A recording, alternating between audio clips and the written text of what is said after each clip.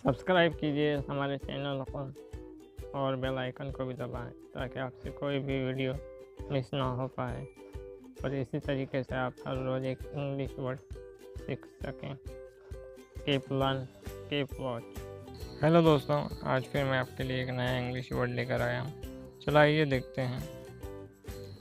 Destroy यानी नष्ट, तबाह।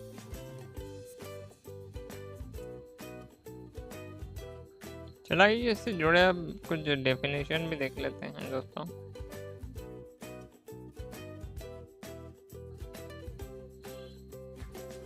To destroy something means to cause so much damage to it that it is completely ruined or does not exist anymore।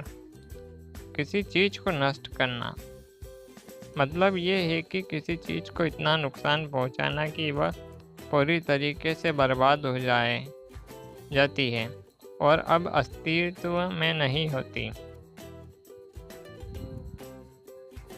चलो इससे जुड़े अब कुछ सेंटेंस भी देख लेते हैं दोस्तों।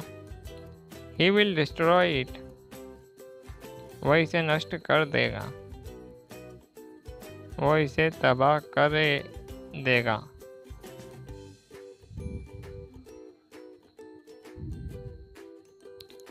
The tornado destroyed the whole village, बवंडर ने पूरे गांव को नष्ट कर दिया। तूफान पूरे गांव को तबाह कर दिया। न्यूक्लियर बम डिस्ट्रॉय हिरोशिमा, परमाणु बम ने हिरोशिमा को नष्ट कर दिया। एटम बम ने हिरोशिमा को तबाह कर दिया।